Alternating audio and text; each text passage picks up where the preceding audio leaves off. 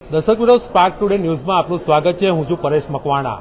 સફાઈ કામદાર સંઘર્ષ સમિતિના નેજા હેઠળ સફાઈ કામદારોના જે પડતર પ્રશ્નો છે તેની રજૂઆત કરવા માટે મોરચો અત્યારે મ્યુનિસિપલ કમિશનર કચેરી ખાતે પહોંચ્યો છે. મ્યુનિસિપલ કમિશનરને મળીને આ મુદ્દે રજૂઆત કરવાની છે. વિવિધ પ્રશ્નો જે છે છેલ્લા કેટલાક સમયથી ન ઉકેલાતા ફરી એકવાર અહીંયા મોરચો પહોંચ્યો છે અને મ્યુનિસિપલ કમિશનરને મળી આ બાબતે રજૂઆત પણ કરવાના છે. ત્યારે આપણી સાથે મહેશભાઈ સોલંકી છે, તેમની સાથે જ વાત કરીશું. કર્મચારીઓના જે પ્રશ્નો છે તેને લઈને વારંવાર અહીંયા રજૂઆત કરવામાં આવતી હોય છે. ફરી એકવાર આપ રજૂઆત કરવા માટે પહોંચ્યા છો. શું મુખ્ય માંગણીઓ છે? મુખ્ય માંગણી અમારી એક એવી જ છે કે 7 ગામ કર્મચારી જેઓને કે 5 વર્ષથી વડોદરા મહાનગરપાલિકામાં સમાવેશ થયો છે, એ કર્મચારી જેવા કે સફાઈ સેવક હોય કે અન્ય બીજા તમામ ડિપાર્ટમેન્ટના કર્મચારીઓ, એ લોકોને 5 વર્ષ થાય છે એના આધારે એ લોકોને કાયમ કરવા જોઈએ. બીજા કે જે 11 માસને માનવ દિનને છૂટા કરે છે એમને તરત લઈ લેવા જોઈએ.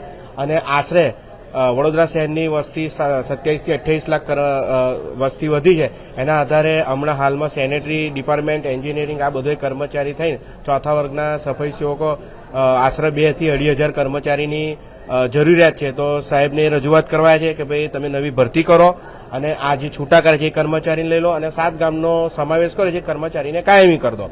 એવી આજે અમે સાહેબને રજૂઆત કરવાયા છે અને રજૂઆત ધ્યાન પર લેશે એવી અમને સાહેબ પર ભરોસો છે, સત્તાધારી પાર્ટી પર ભરોસો છે.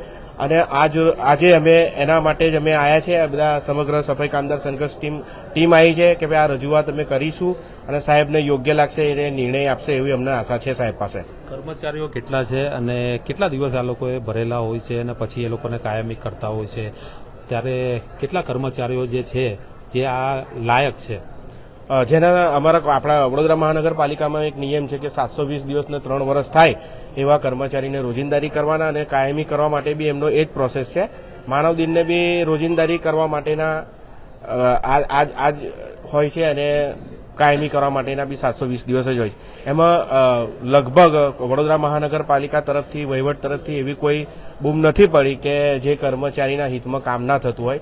થોડી ઘણી નાની મોટી ભૂલ હોય છે, એ આપણું ઘર છે એટલે આપણે માંગવાની કે કહેવાની જરૂરત પડે છે, પણ કરી દે છે લોકો જેમ જેમ એમનો સમયગાળો આવે છે એમ. પણ જરૂરત 2000 કર્મચારીની, નવા કર્મચારીની છે અને 7 ગામના કર્મચારી જોડે થોડો અન્યાય થયો છે. અન્યાય માટે જ અમે આજે આવેદનપત્ર આપવા આવ્યા છે. આપણી સાથે નરેશભાઈ છે. નરેશભાઈ, શું કહેવા માંગશો? જે રીતે મોટી સંખ્યામાં કર્મચારીઓ છે, ઘટ તો છે કર્મચારીઓની, તાત્કાલિક પુરાવી જોઈએ તેવી માંગ છે આપને? ના, તમારા ધ્યાનમાં હું દોરવા માંગીશ. હવે 4-5 મહિના પહેલા જ વડોદરા મહાનગરપાલિકા દ્વારા અને માનનીય મેયર, ચેરમેન, સ્ટેન્ડિંગ કમિટી અને કમિશનર સાહેબ અને ભારતીય જનતા પાર્ટીના યશસ્વી અધ્યક્ષ એટલે કે પાર્ટીના સૌ આગેવાનો દ્વારા 1200 લોકોનું મહેકમ સાથેની ભરતી કરી જ છે. લગભગ વર્ષ 6 મહિના કે થયા છે, એનાથી વધારે સમય નથી. અને જે લોકો જરૂરિયાત હતી, જે લોકો ક્રાઇટેરિયામાં આવતા હતા એવા લોકો 1200 લોકોને તો લીધા જ છે. સાથે થોડાક સમયમાં પ્રક્રિયા ચાલી રહી છે કે કર્મચારીઓ લેશે. પણ જ્યારે કોઈ ઉશ્કેરક વાતાવરણ વડોદરા શહેરનું દોરવાનો પ્રયત્ન કરતા હશે ત્યારે ખરેખર કર્મચારીઓ બિચારા જે લોકો નોકરી કરે છે, આવા અમુક લોકો લીધે લોકોની રોજગારીમાં વિલંબ આવતું હોય છે. કેમ કે વારંવાર જે લોકો આવું કરાવતા હોય છે એવા લોકોનું એક બિઝનેસ હોય છે. અને તમને તમારી મીડિયાના માધ્યમથી હું કહેવા માંગીશ કે આ લોકો રોજીરોટી માટે કર્મચારીઓ છે કાયમી ધોરણ પ્રમાણે કોર્પોરેશન અને બધા જ લોકો એનું, સરકાર બી એનું ધ્યાન આપતું હોય છે. ત્યારે પોતાની જે છબી ખરાબ થયેલી સુધારવા માટે લોકો ઘણીવાર આવી રીતે લોકોને ભેગા કરી અને કોર્પોરેશનના પ્રાંગણમાં વડોદરા શહેરનું નામ બગડે. કર્મચારીઓ હકીકત જાણતા નહીં હોતા. બાકી વાલ્મીકી સમાજમાંથી આખા ગુજરાતમાં જો સારામાં સારો નિર્ણય લેવાયો હોય તો માત્ર ને માત્ર વડોદરા છે.